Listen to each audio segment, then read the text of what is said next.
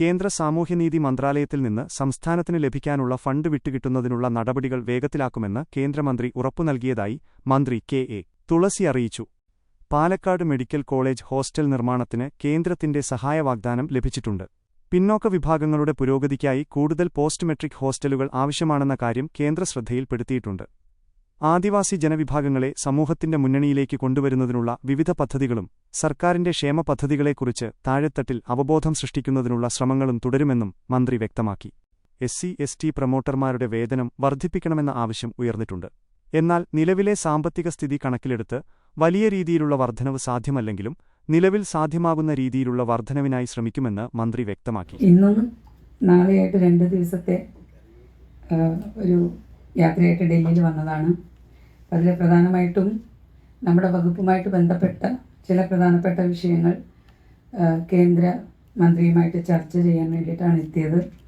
ഇന്ന് രാവിലെ കേന്ദ്ര സാമൂഹ്യനീതി ശാക്തീകരണ മന്ത്രി ഡോക്ടർ വീരേന്ദ്രകുമാറുമായിട്ട് വളരെ വിശദമായിട്ടുള്ള ഒരു ചർച്ച നടത്താനായിട്ട് സാധിച്ചു. വളരെ ഫ്രൂട്ട്ഫുള്ളായിട്ടുള്ളൊരു ചർച്ചയായിരുന്നു.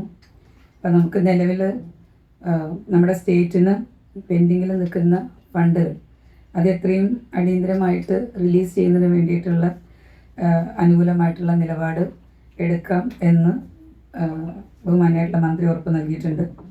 അതുപോലെ തന്നെ നമ്മളുടെ പ്രധാനപ്പെട്ട സ്റ്റേറ്റുമായിട്ട് ബന്ധപ്പെട്ട പ്രശ്നങ്ങൾ മിനിസ്റ്ററെ നേരിട്ട് അറിയിച്ചിരുന്നു. അതിൽ പാലക്കാട് മെഡിക്കൽ കോളേജുമായിട്ട് ബന്ധപ്പെട്ട് നമുക്ക് കേന്ദ്രത്തിൽ നിന്ന് എന്താണ് ചെയ്യാൻ കഴിയുക എന്നുള്ള തരത്തിലൊരു ചർച്ച നടന്നു. അപ്പം അതിൽ ഹോസ്റ്റൽ നിർമ്മാണമായിട്ട് ബന്ധപ്പെട്ട് കേന്ദ്രം സഹായിക്കാം എന്ന് ഉറപ്പ് തന്നിട്ടുണ്ട്. നിലവിലോടെ ഒരു ഹോസ്റ്റലുണ്ട്, എങ്കിലും പല അപര്യാപ്തകളും അതുമായിട്ട് ബന്ധപ്പെട്ടിട്ടുണ്ട്. അപ്പം അതിൽ നമ്മളോട് ഡീറ്റെയിൽ ആയിട്ടൊരു പ്രപ്പോസൽ കൊടുക്കാൻ പറഞ്ഞിട്ടുണ്ട്. അപ്പോൾ ഇന്നത്തെ ഒരു ഇനീഷ്യൽ സ്റ്റേജ് ഓഫ് മീറ്റിംഗ് ആയിരുന്നു. കാരണം പ്രത്യേകിച്ച് പാർലമെൻറ്റ് സെഷൻ നടന്നുകൊണ്ടിരിക്കുകയാണ്. അപ്പോൾ അടുത്ത പാർലമെൻറ്റ് സെഷൻ കഴിഞ്ഞാൽ ഉടനെ മറ്റൊരു ഡേറ്റിൽ വിശദമായിട്ടുള്ള നമ്മുടെ ഒരു റിപ്പോർട്ടും അതുപോലെ തന്നെ ഡീറ്റെയിൽഡ് പ്രപ്പോസൽസും എസ്റ്റിമേറ്റ് അടക്കം കൊടുക്കാനായിട്ട് ആവശ്യപ്പെട്ടിട്ടുണ്ട്. അപ്പോൾ അത് നമ്മൾ വീണ്ടും അടുത്തൊരു സെക്കൻഡ് ഫേസ് മീറ്റിങ്ങിൽ അത് ചെയ്യുന്നതായിരിക്കും. പിന്നെ കേരളത്തിൽ നിലവിൽ പിന്നോക്ക വിഭാഗങ്ങൾക്ക് പോസ്റ്റ് മെട്രിക് ഹോസ്റ്റലുകളൊന്നും തന്നെ നിലവിലില്ല. അപ്പോൾ ആ ഒരു കൺസേൺ നമ്മൾ അറിയിച്ചിരുന്നു. പ്രത്യേകിച്ച് പിന്നോക്ക വിഭാഗങ്ങൾ പല വിഭാഗങ്ങളും പെടുന്ന കുട്ടികൾക്ക് അവർ ഹയർ സ്റ്റഡീസിന് പോകുമ്പോൾ അവർക്ക് ഈ ഇപ്പം നമ്മൾ SC/ST വിഭാഗത്തിലുള്ള കുട്ടികൾക്കുള്ളതുപോലെയുള്ള MRSO അല്ലെങ്കിൽ അതുപോലെയുള്ള സൗകര്യങ്ങളും ഇല്ല. അപ്പോൾ ആ ഒരു കൺസേൺ നമ്മൾ അറിയിച്ചിരുന്നു. അപ്പോൾ അതിൽ വളരെ ആത്മാർത്ഥമായിട്ടുള്ളൊരു ഇടപെടൽ ഉണ്ടാവുമെന്ന് മിനിസ്റ്റർ ഉറപ്പ് തന്നിട്ടുണ്ട്. അതുപോലെ തന്നെ നമുക്ക് നിലവിൽ പോസ്റ്റ് മെട്രിക് ഹോസ്റ്റലുകൾ ഉള്ളത് ചില സ്ഥലങ്ങൾ ചില ജില്ലകളിൽ ഇല്ലാത്തതിൻ്റെ ഒരു അപര്യാപ്തത ഉണ്ട്. അതും നമ്മൾ ശ്രദ്ധയിൽപ്പെടുത്തിയിട്ടുണ്ട്. അപ്പോൾ അതിനും വളരെ അനുകൂലമായിട്ടുള്ളൊരു മറുപടിയാണ് മിനിസ്റ്ററുടെ ഭാഗത്ത് നിന്ന് കിട്ടിയത്. പിന്നെ അതുപോലെ തന്നെ നമ്മൾ ബഡ്ജറ്റിൽ പ്രഖ്യാപിച്ചിരുന്നു നമ്മുടെ വകുപ്പിൻ്റെ കീഴിലുള്ള IT ഉൾപ്പെടെയുള്ള സ്ഥാപനങ്ങളിൽ കാലാനുസൃതമായിട്ടുള്ള കോഴ്സുകൾ തുടങ്ങും എന്നുള്ളത് പറഞ്ഞിരുന്നു. കാരണം പരമ്പരാഗതമായിട്ടുള്ള കോഴ്സുകളാണ് നിലവിലുള്ളത്. അപ്പോൾ അത് കാലാനുസൃതമായിട്ടുള്ള മാറ്റം വന്നാലാണ് കൂടുതൽ കുട്ടികൾക്ക് അതിൻ്റെ പ്രയോജനം എത്തുകയുള്ളൂ. അപ്പോൾ അതിന് വേണ്ടിയിട്ട് ആ ഒരു ചർച്ചയും നടത്തിയിരുന്നു. അപ്പോൾ അതിൽ വേണ്ടിയിട്ടൊരു കേന്ദ്രത്തിൻ്റെ ഒരു പദ്ധതി തന്നെ അതിലേക്ക് നമുക്ക് കൊണ്ടുവരാൻ കഴിയും എന്നുള്ളതാണ് നമ്മുടെ ഒരു പ്രതീക്ഷ. അതിലും വളരെ ക്രിയാത്മകമായിട്ടുള്ളൊരു ചർച്ച നടത്താനായിട്ട് സാധിച്ചു. അനുകൂലമായിട്ടുള്ള മറുപടി ലഭിക്കുകയും ചെയ്തു. പിന്നുള്ളത് ശുചീകരണ തൊഴിലാളികളുടെ ഒരു തൊഴിൽ അന്തരീക്ഷം അത് നിലവിലൊന്ന് മെച്ചപ്പെടുത്തുന്നതിന് വേണ്ടിയിട്ട് അതിൽ കേന്ദ്രത്തിൻ്റെ ഒരു ഇടപെടൽ ഉണ്ടാവും എന്നുള്ളത് നമ്മളെ അറിയിച്ചിട്ടുണ്ട്. അതുമായിട്ട് ബന്ധപ്പെട്ട് നമ്മുടെ കൺസേണും അറിയിച്ചിട്ടുണ്ട്. കാരണം അവർ പലപ്പോഴും നിങ്ങൾക്കെല്ലാവർക്കും അറിയാം വളരെ ഒരു തൊഴിൽ അന്തരീക്ഷം അത്ര മെച്ചപ്പെട്ടതായിരുന്നില്ല കാലങ്ങളായിട്ട്. അപ്പോൾ അതിന് നമ്മുടെ ഒരു ഇടപെടലുണ്ടാവും. മിനിസ്റ്ററുടെ ഭാഗത്തു നിന്നും അതിന് അനുകൂലമായിട്ടുള്ള മറുപടിയാണ് കിട്ടിയത്. പിന്നെ ഞാനിപ്പോൾ നേരത്തെ സൂചിപ്പിച്ച നമ്മുടെ വകുപ്പുമായിട്ട് ബന്ധപ്പെട്ട പല വിഷയങ്ങളും അവിടെ നേരിട്ട് പറയാനും അതുമായിട്ട് ബന്ധപ്പെട്ട റിപ്പോർട്ടുകളൊക്കെ നമ്മൾ നേരിട്ട് കൊടുത്തിട്ടുണ്ട്. അപ്പോൾ അതിൻ്റെ വിശദമായിട്ടുള്ളത് പഠിച്ചതിന് ശേഷം കൂടുതൽ വിശദമായിട്ടുള്ളൊരു ചർച്ച നടത്താമെന്നാണ് മിനിസ്റ്റർ പറഞ്ഞിട്ടുള്ളത്. അപ്പോൾ ആ സെക്കൻഡ് ഫേസ് ചർച്ചയ്ക്ക് അടുത്ത് തന്നെ ഡേറ്റ് ഫിക്സ് ചെയ്തിട്ട് നമ്മൾ വീണ്ടും ഇവിടെ കേന്ദ്രമന്ത്രിയായിട്ട് ചർച്ച നടത്തുന്നതായിരിക്കും. ഇത്രയാണ് ഇന്നത്തെ ചർച്ചയായിട്ട് ബന്ധപ്പെട്ട് പറയാനുള്ളത്. വളരെ ക്രിയാത്മകമായിട്ടുള്ള ചർച്ചയായിരുന്നു. വളരെ പോസിറ്റീവായിട്ടുള്ളൊരു ആറ്റിറ്റ്യൂഡാണ് മിനിസ്റ്ററുടെ ഭാഗത്തുനിന്നുണ്ടായത്. മാഡം, പിന്നെ OBC വിഭാഗങ്ങൾക്ക് ഹോസ്റ്റൽ ഒന്ന് വ്യക്തമാക്കോ? എന്താണ് post metric pre metric hostel നമ്മൾ നോക്കുമ്പം കുറച്ചുകൂടി ഉന്നത വിദ്യാഭ്യാസത്തിന് പോകുന്ന കുട്ടികൾക്കാണ് അതിൽ പ്രയാസം കൂടുതലായിട്ട് അനുഭവിക്കുന്നത് മനസ്സിലാക്കാൻ സാധിച്ചിട്ടുള്ളത്. അപ്പോൾ അത് പല കോണുകളിൽ നിന്നും കാലാകാലങ്ങളായിട്ട് ആവശ്യം ഉയർന്നതാണ്. പക്ഷെ നമുക്ക് പരിഗണിക്കാനായിട്ട് സാധിച്ചിട്ടില്ല. അപ്പോൾ ഇപ്പോൾ നമ്മളത് നമ്മുടെ ഒരു കൺസേൺ ആയിട്ട്, നമ്മുടെ ഗവൺമെൻറ്റിൻ്റെ കൺസേൺ ആയിട്ട് തന്നെ മിനിസ്റ്റർ മുന്നിലത് പ്രസൻറ്റ് ചെയ്തു. അതിൽ വളരെ അനുകൂലമായിട്ടുള്ള ഒരു മറുപടി തന്നെയാണ് മിനിസ്റ്റർ ഭാഗത്ത് ഉണ്ടായിട്ടുള്ളത്. കാരണം അതൊരു വലിയ പ്രോജക്റ്റാണ്. അപ്പോൾ ആ വലിയ പ്രോജക്റ്റിൽ നമ്മുടെ മാത്രം ഫണ്ട് കൊണ്ട് ചിലപ്പോൾ നമുക്ക് പൂർണ്ണമായിട്ട് സമയപരിധിക്കുള്ളിൽ അത് പൂർത്തീകരിക്കാനായിട്ട് ചിലപ്പോൾ സാധിക്കും. കാരണം നമുക്ക് അടിയന്തരമായിട്ടൊരു ട്രോമ കെയർ തുടങ്ങേണ്ടതുണ്ട്. പല വിഷയങ്ങളുണ്ട് അതുമായിട്ട് ബന്ധപ്പെട്ട്. കാരണം കൂടുതൽ കുട്ടികളെടുക്കുമ്പോൾ ഹോസ്റ്റൽ അന്തരീക്ഷം മെച്ചപ്പെടുത്തേണ്ടതുണ്ട്. അപ്പോൾ കേന്ദ്രത്തിൻ്റെ കൂടി ഒരു അസിസ്റ്റൻസ് കിട്ടിയാൽ നമുക്ക് കുറച്ചും കൂടെ ഇപ്പോഴുള്ള അവസ്ഥ കുറച്ചും കൂടെ നമുക്ക് മെച്ചപ്പെടുത്താനായിട്ട് സാധിക്കും, ഹോസ്റ്റൽ ഉൾപ്പെടെ. അപ്പോൾ എസ്റ്റേറ്റ് വകുപ്പ് ഇപ്പോൾ ഈ പ്രളയം നടക്കുകയാണ്, പിന്നോക്കമുള്ള ആദിവാസികളെ പോലെ വയനാട്ടിലൊക്കെ ഉണ്ട്. ഇവർക്ക് വേണ്ടി ഒരു പ്രത്യേക രീതിയിലുള്ള ഏതെങ്കിലും പ്രൊജക്റ്റോ കാര്യങ്ങളോ? ഈ മഴക്കെടുതി മാത്രം ബന്ധപ്പെട്ടിട്ടാണ്. ഇപ്പം നമ്മൾ നിലവിൽ അതുമായിട്ട് ബന്ധപ്പെട്ട അടിയന്തരമായിട്ടുള്ള സഹായമൊക്കെ തന്നെ സർക്കാർ വളരെ സമയബന്ധിതമായിട്ടത് ചെയ്തുകൊണ്ടിരിക്കുന്നുണ്ട്. നമ്മുടെ വകുപ്പാണെങ്കിലും മുഴുവൻ ഉദ്യോഗസ്ഥരും ജില്ലാ തലങ്ങളിൽ ഫീൽഡിൽ തന്നെയാണ്. ഈ മഴ തുടങ്ങിയ ദിവസം മുതൽ അവരെല്ലാവരും ഒരു വിശ്രമവും ഇല്ലാതെ അങ്ങനെ ബാധിച്ചിട്ടുള്ള നമ്മുടെ വകുപ്പിൻ്റെ കീഴിൽ വരുന്ന അടിസ്ഥാന വിഭാഗങ്ങളുടെ സുരക്ഷിതത്വവും അതുപോലെ തന്നെ അവരുടെ മുന്നോട്ടുള്ള പോക്കും ലക്ഷ്യമാക്കിയിട്ട് പ്രവർത്തിച്ചുകൊണ്ടിരിക്കുകയാണ്. അപ്പോൾ അതുമായിട്ട് ബന്ധപ്പെട്ട് പ്രത്യേകമായിട്ടുള്ള പാക്കേജ് ഒന്നും തന്നെ നമ്മൾ സംസാരിച്ചിട്ടില്ല. പക്ഷേ അതിൽ ഡീറ്റെയിൽ ആയിട്ട് നമ്മൾ റിപ്പോർട്ട് കൊടുക്കാനായിട്ട് പറഞ്ഞു. ഭക്ഷ്യക്കിറ്റുകളൊക്കെ നമ്മൾ ഓൾറെഡി കൊടുത്തുകൊണ്ടിരിക്കുന്നുണ്ട്. ഇന്ന് ST മിനിസ്റ്ററെ വൈകുന്നേരം 5:00 കാണുന്നുണ്ട്. അതായത് പല വിഷയങ്ങളുണ്ട്. ഇപ്പം നമുക്ക് പ്രീ സ്കൂളിംഗ് ഉണ്ട്, അതുപോലെ തന്നെ ഞാൻ നേരത്തെ സൂചിപ്പിച്ച കാലാനുസൃതമായിട്ടുള്ള കോഴ്സുകളുടെ ഉണ്ട്, അതുപോലെ PMJ പ്രോജക്റ്റിൽ. അപ്പം അതിലൊക്കെ നമുക്ക് നമ്മുടെ സ്റ്റേറ്റിൽ എന്തൊക്കെയാണോ കൂടുതൽ പ്രയോജനപ്പെടുത്താനായിട്ട് സാധിക്കുക അതുമായിട്ട് ബന്ധപ്പെട്ടിട്ടുള്ള കാര്യങ്ങളാണ് നമ്മൾ സംസാരിച്ചത്. കാരണം പലപ്പോഴും ആ ഒരു ലേസണിങ് കറക്റ്റ് ആവാത്തത് കൊണ്ട് തന്നെ ആയിരിക്കാം പലപ്പോഴും കൂടുതൽ ഫണ്ട് നമുക്ക് കേരളത്തിലേക്ക് എത്തിക്കാനായിട്ട് സാധിക്കാതിരുന്നത്. അപ്പോൾ അത് നമ്മൾ മനസ്സിലാക്കി നമുക്ക് സ്പിൽ ഓവറായിട്ട് കിടക്കുന്നതും അതുപോലെ പുതിയതായിട്ടുള്ള പദ്ധതികളും നമ്മൾ ഒരു ക്രിയാത്മകമായിട്ടുള്ള ഇടപെടൽ നമ്മുടെ 2 സർക്കാരുകളും മുന്നോട്ട് പോയാൽ തീർച്ചയായിട്ടും ഇപ്പോഴുള്ള ഒരുപാട് മുന്നോട്ട് പോകാനായിട്ട് നമുക്ക് സാധിക്കും. 3 അതിൽ പറഞ്ഞിട്ടുള്ള നിബന്ധനകൾ പലപ്പോഴും നമുക്ക് കുറച്ച് ബുദ്ധിമുട്ടായിരുന്നു. അപ്പോൾ അതിൻ്റെ റിലാക്സേഷൻ ആവശ്യം വേണമെന്നുള്ളത് നമ്മൾ ആവശ്യപ്പെട്ടിട്ടുണ്ട്. അത് നമ്മൾ ഡീറ്റെയിൽ ആയിട്ട് ഒരു ചർച്ചയും കൂടെ വെച്ചിട്ടുണ്ടെന്ന് പറഞ്ഞല്ലോ, അതിൽ വിശദമായിട്ട് നമ്മൾ ചർച്ച ചെയ്യും. ഇപ്പം നമ്മൾ കൂടുതൽ മറ്റൊരു ഞാൻ പറയാൻ വിട്ടുപോയത് ഒരു സ്കിൽ ട്രെയിനിങ്ങുമായിട്ട് ബന്ധപ്പെട്ടിട്ടുള്ള ബൃഹത്തായിട്ടുള്ള ഒരു പദ്ധതി നമ്മൾ സംസാരിച്ചിട്ടുണ്ട്. അപ്പം അതിന് വേണ്ടത് അടിയന്തരമായിട്ട് ചെയ്യാമെന്ന് പറഞ്ഞിട്ടുണ്ട്, വനിതകളുടെയും കുട്ടികളുടെയും. അതായത് നമ്മൾ ട്രെയിനിങ് കൊടുക്കണം. അപ്പം നമ്മൾ തന്നെ വകുപ്പിൻ്റെ ഒരു സർക്കാരിൻ്റെ ഒരു പ്രത്യേകമായിട്ടുള്ള പ്രോജക്റ്റ് നമ്മൾ ഓൾറെഡി അനൗൺസ് ചെയ്തിട്ടുണ്ട്, ദാക്ഷായണി പ്രോജക്റ്റ്. അപ്പം അതിൽ വനിതകൾക്ക് നമ്മൾ പരിശീലനം കൊടുക്കുകയും അവർക്ക് സ്വയം തൊഴിൽ കണ്ടെത്താനുള്ള വായ്പ കൊടുക്കുന്നൊരു പദ്ധതിയാണ്. ദാക്ഷായണി വേലായുധൻ്റെ പേരിലാണ് നമ്മളത് അനൗൺസ് ചെയ്തത്. അതിൻ്റെ ഫ്രെയിംവർക്കും മറ്റുമൊക്കെ തയ്യാറായിക്കൊണ്ടിരിക്കുകയാണ്. അപ്പോൾ അത് ഏറ്റവും കൂടുതൽ പെട്ടെന്ന് തന്നെ നമ്മൾ പ്രായോഗിക തലത്തിലേക്ക് കൊണ്ടുവരുമ്പം അവർക്ക് കൃത്യമായിട്ടുള്ള ട്രെയിനിങ് കൊടുത്താലാണ് ഒരു പ്രൊജക്റ്റ് നമുക്ക് നടപ്പിലാക്കി ഇത് വിജയിപ്പിക്കാൻ സാധിക്കുള്ളൂ. അപ്പോൾ അതിന് വേണ്ടിയിട്ട് നമ്മൾ കേന്ദ്രത്തിൻ്റെ കൂടി ഒരു സഹായം ചോദിച്ചിട്ടുണ്ട്, ചെയ്യാമെന്നും പറഞ്ഞിട്ടുണ്ട്. ഈ SC/ST വിഭാഗങ്ങളിലെ വിദ്യാർത്ഥികൾക്ക് SSLC +2 ഫുൾ A+ കിട്ടുന്ന വിദ്യാർത്ഥികൾക്ക് 1 പവൻ സ്വർണ്ണം കൊടുക്കുന്ന ഒരു പദ്ധതി ഉണ്ടായിരുന്നു. അത് കഴിഞ്ഞ 2 സർക്കാരിൻ്റെ കാലഘട്ടം നിർത്തിവെച്ചിരിക്കുകയാണ്. ഏകദേശം 25,000-ഓളം കുട്ടികളുണ്ട് അതിന് അർഹരായത്. അത് പുനരാരംഭിക്കുമോ? അതിൻ്റെ നടപടി? സ്വർണം കൊടുക്കുന്ന പദ്ധതി പുനരാരംഭിക്കില്ല, പക്ഷെ അതിന് പകരം സാമ്പത്തിക സഹായം കൊടുക്കുന്നത് നമ്മൾ ചെയ്യും. നിങ്ങൾക്ക് എല്ലാവർക്കും അറിയാം സ്വർണത്തിൻ്റെ ഇപ്പോഴത്തെ നിലവിലെ അവസ്ഥ. അത് നമുക്ക് സ്വർണമായിട്ട് നമുക്ക് മേടിച്ചു കൊടുക്കാനായിട്ട് സർക്കാരിൻ്റെ ഒരു സാമ്പത്തിക സ്ഥിതി നമുക്ക് മുന്നോട്ട് പോകാനായിട്ട് കഴിയില്ല. പക്ഷേ അന്ന് കൊടുത്തുകൊണ്ടിരുന്നത് ആ സ്വർണത്തിന് തത്തുല്യമായിട്ടുള്ള സാമ്പത്തിക സഹായം നമ്മൾ ചെയ്യും. അത് നമ്മൾ നേരത്തെ പറഞ്ഞിട്ടുള്ളതാണ്. പെൻഡിങ്ങിൻ്റെ കാര്യത്തിൽ നമ്മൾ തീരുമാനിച്ചിട്ടില്ല, പുതിയ കുട്ടികൾക്ക്, നിലവിലുള്ള കുട്ടികൾക്ക്. പിന്നെ നമ്മളൊരു കൂടുതൽ പലിശയില്ലാത്ത വായ്പ നമ്മൾ അനുവദിച്ചുകൊണ്ടിരിക്കുകയാണ്. ഇപ്പോൾ നമ്മുടെ പിന്നോക്ക വികസന കോർപ്പറേഷൻ വഴിയും നമ്മൾ പലിശയില്ലാത്ത വായ്പ, ഇപ്പോൾ കഴിഞ്ഞ ദിവസം നമ്മൾ എറണാകുളത്ത് വെച്ച് സമഗ്ര 2026 എന്നുള്ള പേരിൽ വളരെ വിപുലമായിട്ടുള്ള ബൃഹത്തായിട്ടുള്ളൊരു പദ്ധതി കേരളത്തിൻ്റെ ബഹുമാനപ്പെട്ട മുഖ്യമന്ത്രി അത് ഉദ്ഘാടനം ചെയ്യുകയുണ്ടായി. അന്ന് ആ സ്റ്റേജിൽ വെച്ച് തന്നെ 102 കോടി രൂപ നമ്മൾ പാവപ്പെട്ട സ്ത്രീകൾക്ക് വിതരണം ചെയ്തു. അതിൻ്റെ ഒരു സെക്കൻഡ് എഡിഷൻ നമ്മൾ പാലക്കാട് ജില്ലയിൽ ഈ സെപ്റ്റംബർ മാസം നടത്താൻ പോവുകയാണ്.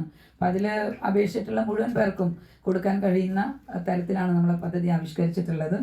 അപ്പോൾ പലിശയില്ലാത്ത വായ്പ കൂടുതലായിട്ട് സ്ത്രീകളുടെ കയ്യിൽ കിട്ടുമ്പോൾ അവർക്ക് ഈ പലിശയ്ക്ക് വായ്പ കൊടുക്കുന്ന ആളുകളുടെ ആ ഒരു ബുദ്ധിമുട്ടിൽ നിന്നൊക്കെ രക്ഷപ്പെടാൻ കഴിയും എന്നുള്ള ഒരു ബോധ്യത്തിൻ്റെ അടിസ്ഥാനത്തിലാണ് നമ്മളത് ചെയ്തിട്ടുള്ളത്. അപ്പോൾ അത് ഈ വരുന്ന അടുത്ത ദിവസങ്ങളിൽ തന്നെ നമ്മളത് കൊടുക്കും.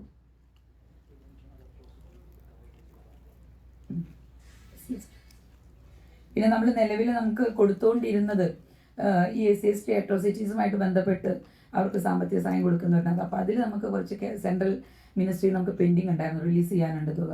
അപ്പോൾ അത് മിനിസ്റ്ററായിട്ട് സംസാരിച്ചിരുന്നു. അപ്പോൾ അത് ഏറ്റവും അടിയന്തരമായിട്ട് തന്നെ അത് പരിഗണിക്കാം എന്നുള്ള ഉറപ്പ്. LDF സർക്കാരിന്റെ കാലത്ത് പലപ്പോഴും മന്ത്രിമാർ വരും, പൈസ കിട്ടില്ല. പക്ഷെ ഇപ്പൊ സംസാരിക്കുക കുറച്ച് പോസിറ്റിവിറ്റി ഉണ്ടല്ലോ. മുമ്പത്തെ ആളുകൾ സംസാരിച്ചൊരു അങ്ങനെ ഒരു ലൈസണിങ് നന്നായി നടന്നില്ല എന്നാണ് ഇപ്പൊ മനസ്സിലാക്കുന്നത്. അങ്ങനെ ഞാൻ പറയേണ്ട കാര്യമില്ലല്ലോ, അത് നിങ്ങൾക്ക് തന്നെ അറിയാവുന്നതല്ല. അങ്ങനെ ലൈസനിങ്ങിന് ആരൊക്കെയാണ് വന്നത്, എന്തൊക്കെയാണ് സംസാരിച്ചത്, അതിൻ്റെ റിസൾട്ട് എന്താണെന്ന് ഞാനിപ്പോൾ പറയേണ്ട കാര്യമില്ലല്ലോ. ഈ ഗവൺമെൻറ്റിൻ്റെ ഒരു ഉദ്ദേശം പോസ്റ്റ്മോർട്ടത്തിലേക്ക് പോവല്ല, നമുക്ക് എന്താണ് ചെയ്യാനായിട്ട് സാധിക്കുക. കഴിഞ്ഞ കാലങ്ങളിൽ ഓരോ വീഴ്ച വരുമ്പോൾ അതിന്ന് പാഠം ഉൾക്കൊണ്ടുകൊണ്ട് പുതിയ സർക്കാർ വരുമ്പോൾ മുന്നോട്ട് പോകേണ്ട ആവശ്യകത ഉണ്ടല്ലോ. ആ അർത്ഥത്തിലാണ് നമ്മുടെ വകുപ്പും സർക്കാരും മുന്നോട്ട് പോകുന്നത്. നമുക്ക് എന്ത് ചെയ്യാനായിട്ട് സാധിക്കും, നമുക്ക് എത്രമാത്രം ഫണ്ട് കേരളത്തിലേക്ക് കൊണ്ടുവരാനായിട്ട് സാധിക്കും, ആ ഒരു പോയിന്റിൽ മാത്രമേ നമ്മൾ ഫോക്കസ് ചെയ്യൂ. 214 കോടിയോളം രൂപ നമുക്ക് റിലീസ് ചെയ്യാനായിട്ട് കിടക്കുന്നുണ്ട്. ടൈം ഫ്രെയിം പറഞ്ഞിട്ടില്ല. നമ്മൾ ഇതിപ്പോൾ സെക്കൻഡ് ഫേസ് മീറ്റിംഗ് ഉണ്ടെന്ന് പറഞ്ഞല്ലോ, അതിൽ കുറച്ചുകൂടി ക്ലാരിറ്റി വരുന്നു വിചാരിക്കുന്നു ഡേറ്റിൻ്റെ കാര്യത്തിൽ. കാരണം ഇപ്പം നമുക്ക് പറയാനുള്ളതെല്ലാം കേൾക്കാനുള്ള സമയം മിനിസ്റ്റർ അനുവദിച്ചു. നമുക്ക് പറയാനുള്ളത് കേൾക്കാനും അദ്ദേഹത്തിന് പറയാനുള്ളത് നമ്മളോട് പറയാനും അങ്ങനെ വളരെ ഒരു ക്രിയാത്മകമായിട്ടുള്ള ഒരു ചർച്ച നമുക്ക് നടത്താനായിട്ട് സാധിച്ചു. സർട്ടിഫിക്കറ്റ് കൊടുക്കാത്തതുകൊണ്ട് എത്ര തുകയാണ് കേന്ദ്ര സർക്കാർ പെൻഡിങ്? ഇല്ല, അങ്ങനെ യൂട്ടിലൈസേഷൻ നമ്മൾ പറഞ്ഞതിന് ശേഷം നമ്മുടെ ശ്രദ്ധയിൽ അങ്ങനെ പെട്ടിട്ടില്ല. യൂട്ടിലൈസേഷൻ നിലവിലുള്ള പദ്ധതി യൂട്ടിലൈസേഷൻ കൊടുക്കാത്തതുകൊണ്ട് ഒരു പണവും കേന്ദ്രത്തിൽ ലഭിക്കാനില്ല എന്നാണ് മന്ത്രി പറയുന്നത്. അങ്ങനെയല്ല, ഇപ്പം നമ്മൾ കിട്ടിയിട്ടുള്ളത് ഇപ്പം ഒരു പദ്ധതി പ്രഖ്യാപിച്ച് അതിലേക്കൊരു നിശ്ചിത ഫണ്ട് അനുവദിച്ചാൽ അതെല്ലാം ഒറ്റയടിക്ക് റിലീസ് ചെയ്യും എന്ന് നമുക്കാർക്കും പ്രതീക്ഷിക്കാൻ കഴിയില്ലല്ലോ. അതിന് പലതരത്തിലുള്ള കാരണങ്ങളുണ്ടാവും. അപ്പോൾ ആ റിലീസ് ചെയ്യാനുള്ള ഫണ്ട് അടിയന്തരമായിട്ട് പരിഗണിക്കാം എന്ന് മിനിസ്റ്റർ നമുക്ക് ഉറപ്പ് തന്നിട്ടുണ്ട്. മിനിസ്റ്റർ, ഈ ആദിവാസി ഉന്നതികളിൽ പലപ്പോഴും സംഭവിക്കാറുള്ളത് എന്താ വെച്ച് കഴിഞ്ഞാൽ പോഷകാഹാരം ഉൾപ്പെടെയുള്ള എല്ലാ സൗകര്യങ്ങളും അവർക്ക് നൽകും, പക്ഷെ അവർ അതിനെക്കുറിച്ച് അവെയർഡ് ആയിരിക്കില്ല. അതുകൊണ്ടുള്ള പോഷകാഹാര ലഭ്യതക്കുറവ് വ്യാപകമായിട്ട് റിപ്പോർട്ട് ചെയ്യപ്പെടാറുണ്ട്. ഇപ്പോൾ ഈ സർക്കാർ അധികാരത്തിൽ എത്തിയതിനു ശേഷം അങ്ങനെയുള്ള പ്രശ്നങ്ങളിലേക്ക് എന്തെങ്കിലും ശ്രദ്ധ പോയിരുന്നോ? അതിനായിട്ട് എന്തെങ്കിലും ചെയ്ത പുതിയ പദ്ധതികൾ എന്തെങ്കിലും ഉണ്ടോ? തീർച്ചയായിട്ടും നമ്മൾ ഇപ്പം പല സ്ഥലങ്ങളിൽ നമ്മൾ നേരിട്ട് പോകുന്നുണ്ട്. അവരുമായിട്ട് പരമാവധി നമ്മൾ നേരിട്ട് ഇടപെടാനായിട്ട് സമയം കണ്ടെത്തിക്കൊണ്ടിരിക്കുന്നുണ്ട്.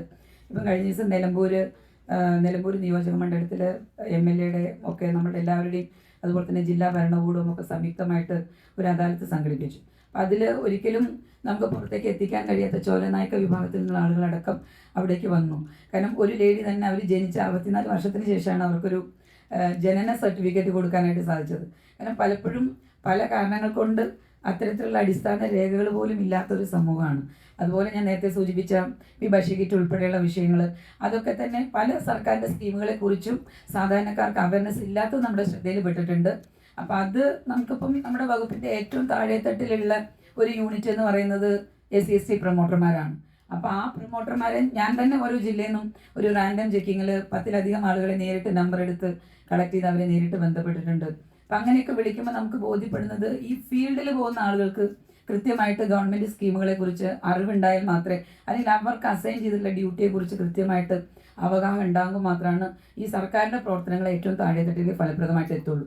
അപ്പോൾ ആ ഒരു ബോധ്യത്തിൻ്റെ അടിസ്ഥാനത്തിൽ നമ്മൾ മേഖല തിരിച്ച് ഈ വകുപ്പുകളുടെ സർക്കാരിൻ്റെ താഴെത്തട്ടിൽ പ്രവർത്തിക്കുന്ന പ്രൊമോട്ടർമാർ അടക്കമുള്ള ആളുകൾക്ക് അതിനെക്കുറിച്ച് കൃത്യമായിട്ട് പരിശീലനം കൊടുക്കാൻ നമ്മൾ തീരുമാനിച്ചിട്ടുണ്ട്. ഒരു ചോദ്യം കൂടെയാണ്, ഈ SC/ST പ്രൊമോട്ടർമാരുടെ വേതനം അല്ലെങ്കിൽ അവർക്ക് കൊടുക്കുന്ന സ്റ്റേറ്റ്മെന്റ് അതിലെന്തെങ്കിലും പരിഷ്കരണം വരുത്തുന്നതിനെ പറ്റിയിട്ട് ഈയിടെയായിട്ട് ചിന്തയിൽ എന്തെങ്കിലും? നമ്മുടെ നിലവിലെ സാമ്പത്തിക സ്ഥിതി അനുസരിച്ച് നമുക്ക് അങ്ങനെ ഇത് പരിഷ്കരിക്കുന്നതുമായിട്ട് ബന്ധപ്പെട്ട് നമുക്ക് അങ്ങനെ ഒരുപാട് ദൂരം മുന്നോട്ട് പോകാനായിട്ട് കഴിയില്ല എന്നുള്ള യാഥാർത്ഥ്യബോധം എനിക്കുണ്ട്. എങ്കിലും നമ്മൾ അതിനുള്ളൊരു പ്രപ്പോസൽ തീർച്ചയായിട്ടും കൊടുത്തിട്ടുണ്ട്. മിസ്റ്റർ ഒരു കാര്യം, മിസ്റ്റർ ടീച്ചറാണ് കാര്യങ്ങൾ അറിയാം രാഷ്ട്രീയത്തിൽ വന്നത്. ഈ SC/ST വിഭാഗത്തിന് കാലാകാലമായി അനുവദിച്ച ഫണ്ടൊന്നും SC/ST വിഭാഗത്തിൽ എത്തുന്നില്ല. അതിൻ്റെ ഇടയ്ക്ക് ഒരു ചോർച്ച നടക്കുന്നുണ്ട്. മിസ്റ്റർക്ക് അറിയുന്നൊരു കാര്യമാണ്. അട്ടപ്പാടിയാലും ശരി, മിസ്റ്റർ ജില്ലയിലായിരുന്നു ഈ ഫണ്ടുകൾ യഥാർത്ഥ ഉപഭോക്താക്കൾ തന്നെ ലഭിക്കും എന്ന് ഉറപ്പാക്കാനുള്ള എന്തെങ്കിലും പദ്ധതി മിനിസ്റ്റർ ഭാഗത്തുണ്ടാവും? ഈ UDF സർക്കാർ അധികാരത്തിൽ വന്നിട്ടുള്ളത് ഒരു രൂപ പോലും ലാപ്സാക്കി കളയാതെ ആരുടെ കൈകളിലേക്കാണോ എത്തേണ്ടത് അത് എത്തിക്കണം എന്നുള്ള ഒരു നിശ്ചയദാർഢ്യത്തോടു കൂടിയിട്ടാണ് നമ്മൾ മുന്നോട്ട് പോകുന്നത്. തീർച്ചയായിട്ടും അത് അങ്ങനെ തന്നെ ചെയ്യാൻ കഴിയും എന്നുള്ളതാണ് എൻ്റെ പ്രതീക്ഷ. അതുപോലെ തന്നെ ബഹുമാനപ്പെട്ട മുഖ്യമന്ത്രിയും അത്തരത്തിൽ എനിക്ക് ഈ വകുപ്പ് എൻ്റെ കയ്യിലേക്ക് തരുമ്പോൾ തന്നെ പറഞ്ഞിരുന്നു വളരെ ആത്മാർത്ഥമായിട്ടുള്ള ജാഗ്രതയോട് കൂടിയിട്ടുള്ള ഇടപെടൽ ഉണ്ടാവണം എന്നുള്ളത്. ഈ നിമിഷം വരെ ഞാനത് പാലിച്ചിട്ടുണ്ട്. ഇനിയുള്ള ദിവസങ്ങളിലും ആ ഒരു ജാഗ്രതയോടുകൂടി തന്നെ മുന്നോട്ട് പോകും. വർഷാവസാനം കണക്കെടുക്കുമ്പോൾ ലാപ്സ് ഒന്നും ആക്കി കളയാതെ ഫണ്ട് കൃത്യമായിട്ട് അർഹരായിട്ടുള്ള ആളുകളുടെ കൈകളിലേക്കും കുടുംബങ്ങളിലേക്കും എത്തി എന്നുള്ളത് നിങ്ങളുമായിട്ട് തന്നെ പങ്കുവെക്കാൻ എനിക്ക് കഴിയും എന്ന് ഞാൻ ആത്മവിശ്വാസത്തോടു കൂടി ആ പ്രതീക്ഷ പങ്കുവയ്ക്കുകയാണ്. കേന്ദ്ര സഹായത്തിന് എംപിമാരുടെ സഹായം തീർച്ചയായിട്ടും ഇന്ന് തന്നെ പാലക്കാട് MP സഹായം തേടിയിരുന്നു.